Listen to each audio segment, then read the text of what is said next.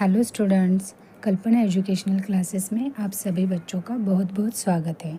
आज हम देखने जा रहे हैं बाल भारती स्टैंडर्ड 3 ईवीएस पार्ट 4 का लेसन नंबर है 25 और नाम है इसका चेंजेस इन आवर सराउंडिंग्स, मतलब हमारे आसपास होने वाले बदलाव।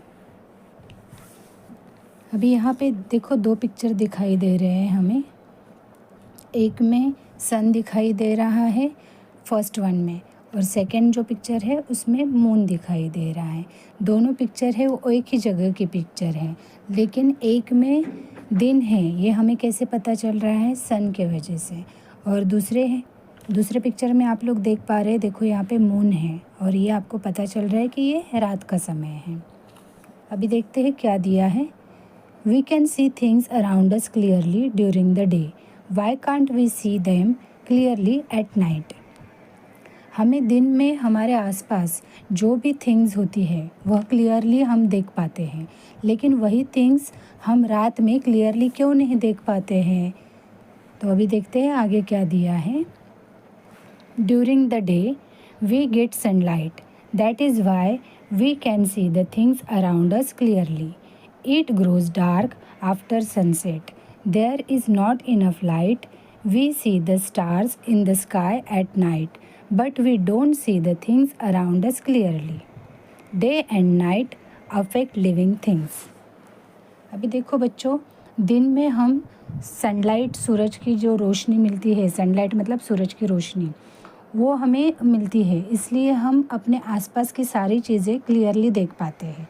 और सनसेट मतलब सूर्यास्त जो रहता है उस समय क्या होता है? अंधेरा होता है, तो सनलाइट क्या होती है? कम हो जाती है, और उसके वजह से हम लोग चीज़ों को क्लियरली देख नहीं पाते हैं।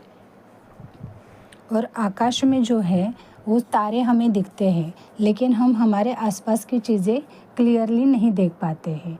डे एंड नाइट का जो इफ़ेक्ट होता है, अफेक्ट मतलब परिणाम जो होता है वो लिविंग बीइंग्स पर होता है। समझे आप लोग? अभी देखते हैं, can you tell, observe and describe. अभी आपको ऑब्जर्व मतलब निरीक्षण करना है और वर्णन करना है। डिस्क्राइब मतलब वर्णन करना है। फर्स्ट क्या दिया है देखो, how does the colour of the sky change before sunrise. Sunrise होने से पहले आसमान में कैसे कलर चेंज होते हैं, ये हमें बताना है। और दूसरा है, how does the colour of the sky change after sunset. Sunset होता है ना, तो उसके बाद आसमान में कैसे कलर बदलते हैं ये भी हमें बताना है, और इसकी जानकारी हमें आगे जो दिया हुआ है इन्फॉर्मेशन वहाँ पे मिल जाएगी। कैन यू टेल, क्या आप बता सकते हैं? How does the shadow lie. Shadow मतलब छाया, परछाई कैसे दिखती है? तो देखो यहाँ पे आप पिक्चर में देख रहे हैं कि एक आपको टावर दिखाई दे रहा है, उसके पीछे सन है और उस टावर की जो परछाई है वो उसके सामने एग्जैक्टली गिरी है और वो लंबी है, लॉन्ग है। ठीक है, अभी हम देखते हैं इन्होंने क्या इन्फॉर्मेशन दिया है। After sunrise in the morning, in which direction does the shadow lie. Is it long और शॉर्ट। अभी देखो, मॉर्निंग में जब सनराइज़ होता है तो शैडो जो है वो कौन सी दिशा में दिखती है, और वो लॉन्ग होती है या शॉर्ट होती है। नेक्स्ट है, how does the shadow change when the sun is directly overhead. जब सन सीधा हमारे माथे पे आता है तो शैडो में क्या चेंज होता है। और नेक्स्ट है, how does the shadow look in the evening before sunset. जब शाम के समय सनसेट होता है तो उसके पहले जो शैडो रहती है वो कैसे दिखती है। अभी देखो बच्चों, अगर सपोज़ कोई एक ऑब्जेक्ट है, अभी यहाँ पे मैं आपको इन्फॉर्मेशन के लिए बता रही हूँ, ट्रायंगल है, तो ट्रायंगल के पीछे अगर सन है तो इस ट्रायंगल का जो शैडो है वो एग्जैक्टली उसके सामने आएगा और उसका परछाई जो है वो लंबा आ जाएगा, मतलब लॉन्ग हो जाएगा। लेकिन वही अगर सन, तो सनराइज़ कहाँ पे होता है? ईस्ट को होता है, लेकिन आहिस्ता आहिस्ता अगर सन मूव होता है और वो वेस्ट की तरफ आ जाता है तो जो हमारी शैडो रहती है, तो अभी इस ट्रायंगल की शैडो कहाँ पे गिरेगी? ईस्ट की तरफ आएगी जब सन वेस्ट को आता है। समझे आप लोग? और एट द टाइम अगर वो सन जो है वो हमारे हेड पे रहेगा तो जो हमारी जो शैडो है वो एकदम शॉर्ट हो जाएगी और वो छोटी दिखाई देगी। ठीक है, आप लोग अगर ये कंसेप्ट समझ गए तो आगे का समझने में आसानी हो जाएगी। अभी हम आगे देखते हैं।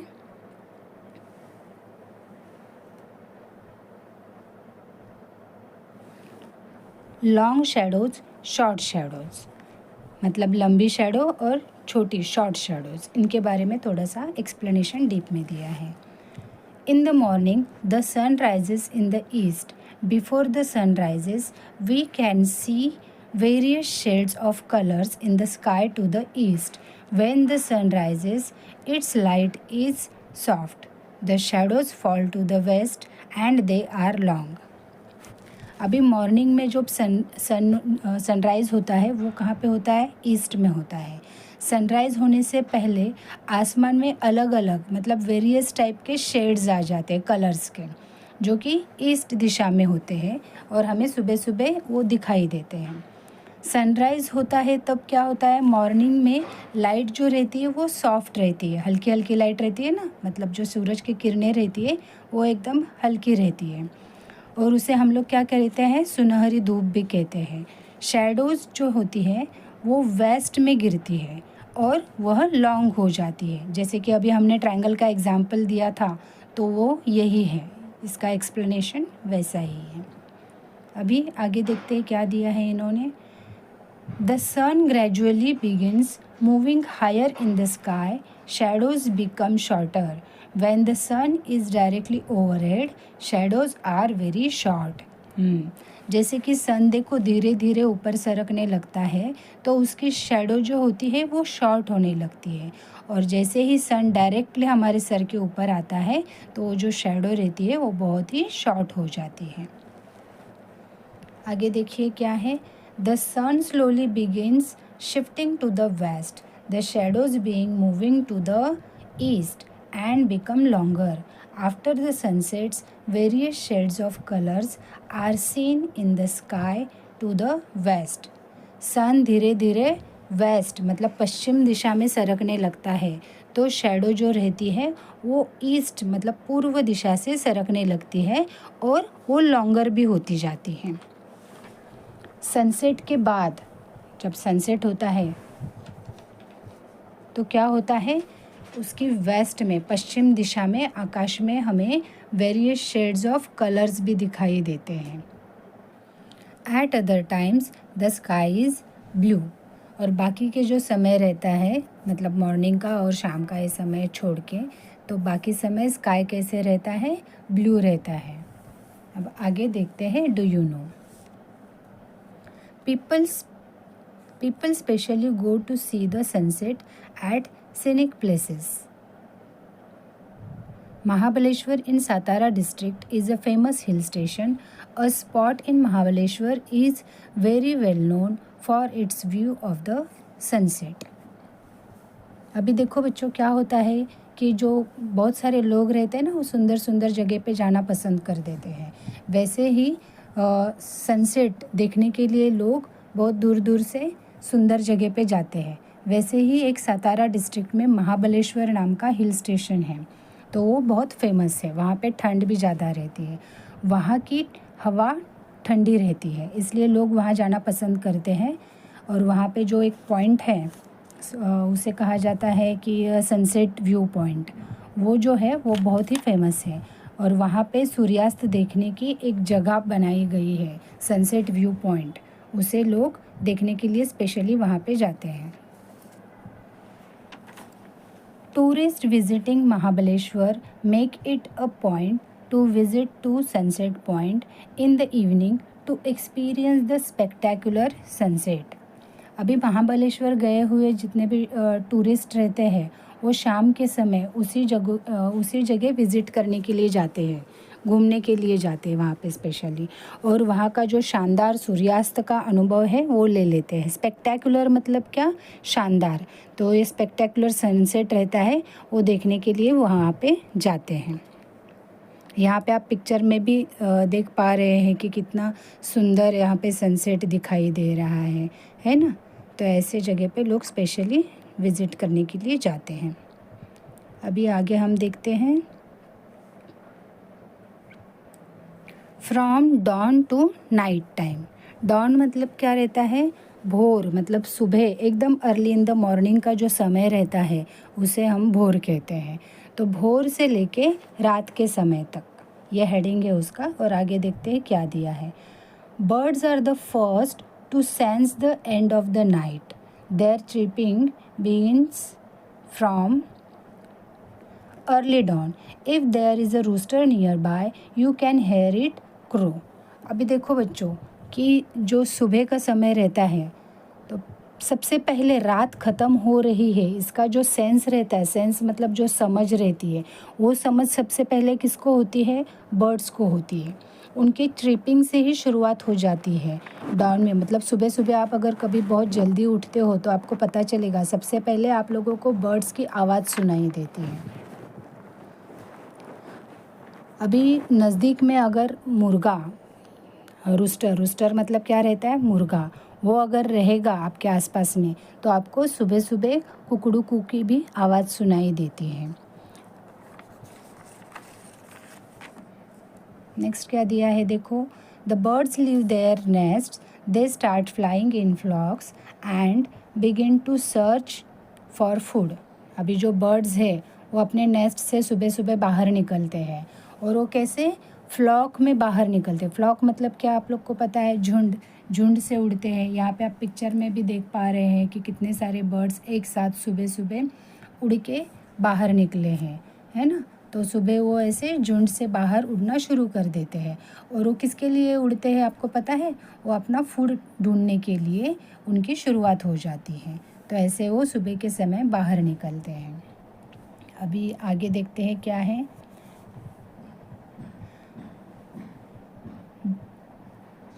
Birds to begin to blossom gradually. Their petals starts unfolding.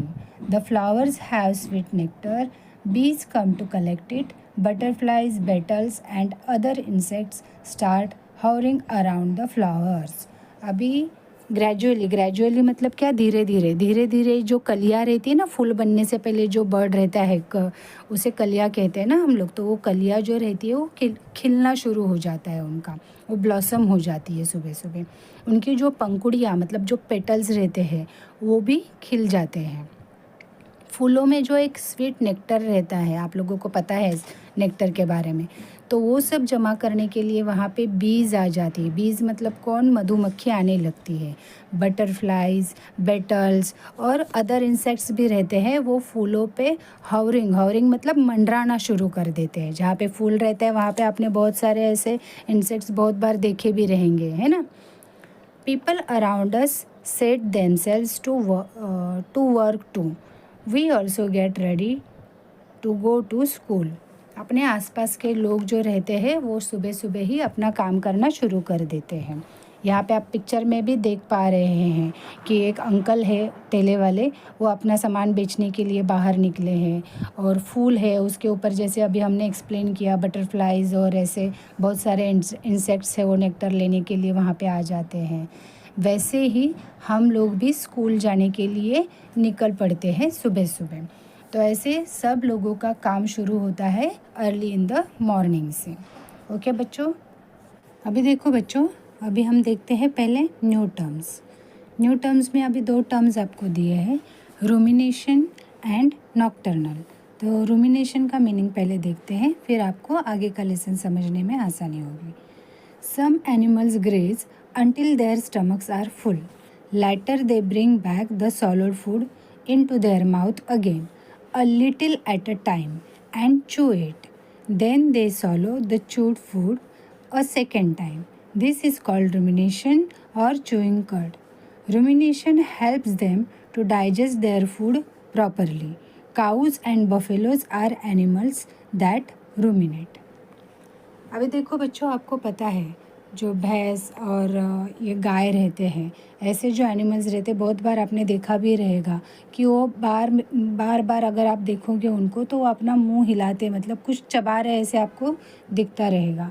तो ऐसा क्यों है? तो ये इसमें आपको बताया है कि रूमिनेशन में, कि जैसे कि कुछ एनिमल्स रहते हैं, वो लोग ग्रेज करने के बाद, मतलब चारा जो खाते हैं उसके बाद कैसे पूरा स्टमक भर के पहले चारा खा के लेते हैं और उसको निगल लेते हैं और थोड़ी देर शांति से बैठते हैं कहीं पे, और उसके बाद जो माउथ में फिर वापस स्टमक में से थोड़ा सा खाना वापस लेके आते हैं और उसको सेकेंड टाइम चबाते हैं और वापस निगल लेते हैं। ऐसा वो लोग 2 बार करते हैं। तो ये जो पूरा प्रोसेस है उसको रूमिनेशन कहते हैं या फिर च्यूइंग कड कहते हैं। तो रूमिनेशन के वजह से क्या होता है कि उनका फूड जो रहता है वो डाइजेस्ट अच्छे से हो जाता है। तो ये रूमिनेशन करने वाले एनिमल्स कौन हैं? काउज़ एंड बफेलोज़ हैं, क्योंकि ये लोग पूरा स्टमक फुल होने के बाद, मतलब पहले तो ऐसे ही निगल लेते हैं खाना, बिल्कुल ज़्यादा चबाते नहीं हैं, और चबाने के बाद जब आराम से बैठते हैं तो थोड़ा थोड़ा करके पेट से बाहर लेके आते हैं मुंह में और उसको वापस से अच्छे से चबा लेते हैं और फिर सेकेंड टाइम उसको निगल लेते हैं, और इसी प्रोसेस को रूमिनेशन कहते हैं। समझ गए ना आप लोग? अभी देखो आगे क्या है। Nocturnal.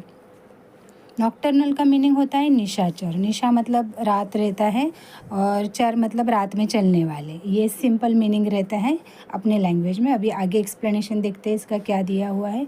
Some animals sleep during the day, they search for food at night, such animals are called nocturnal animals. अभी देखो बच्चों, बहुत सारे एनिमल्स ऐसे भी रहते हैं कि जो दिन में सोते हैं, और दिन में सोते हैं तो रात में तो वो जग जाते हैं, फिर उन्हें भूख लगती है तो फिर खाना खाने के लिए वो रात के समय बाहर निकलते हैं। तो ऐसे एनिमल्स को हम लोग क्या कहते हैं?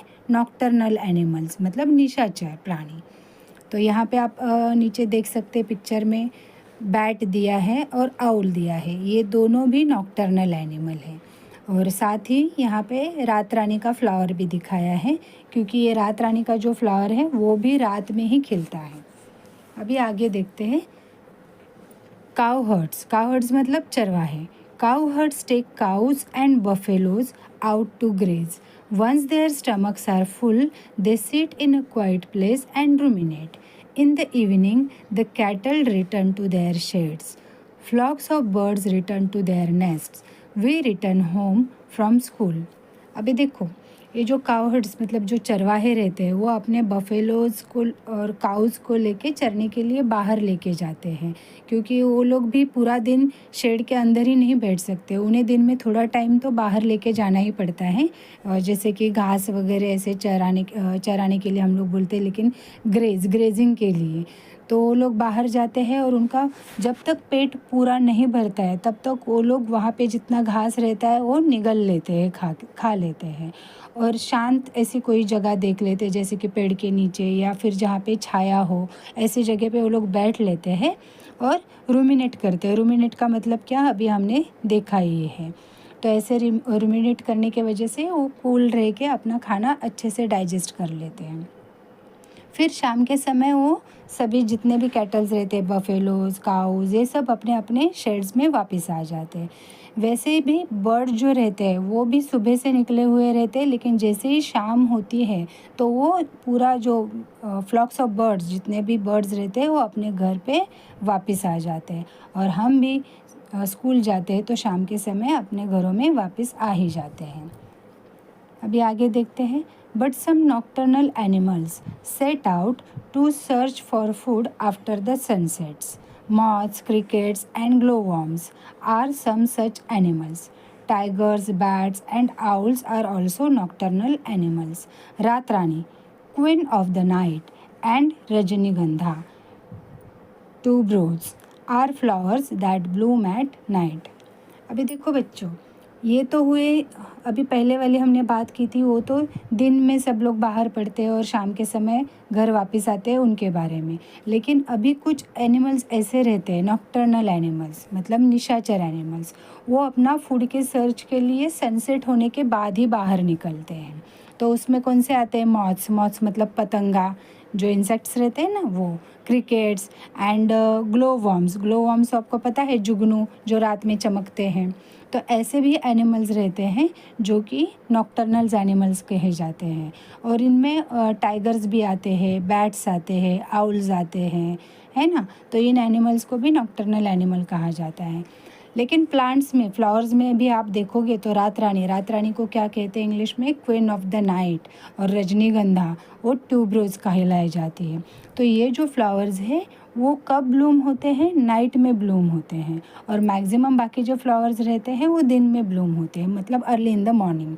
लेकिन कुछ फ्लावर्स ये ऐसे हैं, रजनीगंधा और रात रानी जैसे, कि वो रात में ब्लूम होते हैं, इसीलिए वो भी नॉक्टर्नल सिस्टम में ही आ जाते हैं। समझे आप लोग? अभी देखते हैं आगे। Try this. Find an open space from where you can see the sky clearly. मतलब आप लोगों को एक ऐसी जगह ढूंढनी है, खाली स्पेस एकदम, कि जहाँ से आपको स्काई जो है वो एकदम क्लियरली दिखाई दे। Go there at a fix time every evening for a week. और एक हफ्ते के लिए आपको क्या करना है? हर इवनिंग को, शाम को एक फ़िक्स टाइम पे वहाँ पे जाना है। जैसे कि आपने डिसाइड किया हो 7 बजे या 8 बजे, तो उसी फ़िक्स टाइम पे आपको वहाँ पे जाना है। Do you see the moon in the same place every evening? तो क्या आपको वहाँ पे एवरी इवनिंग, मतलब हर एक इवनिंग को आपको मून जो है वो एक ही जगह पे दिखाई देता है क्या? Does the shape of the moon look the same every evening? और जो मून का जो शेप रहता है वो हर इवनिंग को सेम ही दिखाई देता है क्या? ये कुछ सवाल आपको पूछे हैं और आगे देखते हैं उसका explanation. Phases of the moon. The moon rises at different times every night. If you search for the moon at a fixed time every evening, you will see it in different places. The shapes of the moon also changes every day. अभी देखो बच्चों कि जो moon रहता है वो every night, अभी वो नाइट में ही आ जाता है ना, तो एवरी नाइट वो अलग अलग टाइम पे राइज होता है। और आप अगर देखोगे मून को तो वो उसका कोई फिक्स टाइमिंग नहीं रहता है, वो थोड़ा अलग अलग टाइम पे आता है और उसका जगह भी थोड़ा शिफ्ट हो जाता है। मतलब एक कोने में अगर आप देखोगे तो आपको हमेशा उसी कोने में वो आपको नहीं दिखाई देगा, थोड़ा वो आगे पीछे शिफ्ट होता जाएगा। और वैसे ही उसके शेप्स जो रहते हैं वो एवरीडे चेंज होते रहते हैं। आप यहाँ पे पिक्चर में भी देख सकते हो। यहाँ पे देखो चाँद दिखाई दिया है, वो पूरा है, फिर उसके बाद में थोड़ा सा कम है, फिर और थोड़ा कम है, आगे देखोगे तो और मतलब मैक्सिमम हाफ़ हो गया है, उसके बाद हाफ़ से भी कम हुआ है और एंड में तो एकदम नहीं के बराबर जैसा है। ठीक है, तो ये है फेजेस ऑफ द मून। उसका एक्सप्लेनेशन अभी देख लेते हैं। The day the moon looks completely round is called the day of the full moon. For 15 days after that, it appears to become smaller and smaller. On the 15th day, it cannot be seen at all. That is called the day of the new moon. अभी देखो full moon क्या मतलब क्या रहता है? पूरा चांद। पूरा चांद तो आप लोगों को भी पता है कि कब होता है, पूर्णिमा के दिन रहता है, इसलिए फुल मून मतलब क्या रहता है? पूर्णिमा। तो उस दिन जो चांद रहता है वो पूरा राउंड का रहता है, फुल उसका शेप जो रहता है वो कंप्लीट रह जाता है।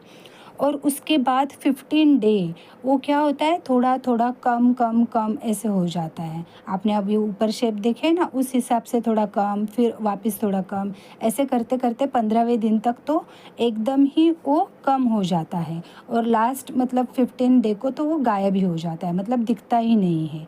तो वो जब नहीं दिखता है उसको क्या कहते हैं? New moon.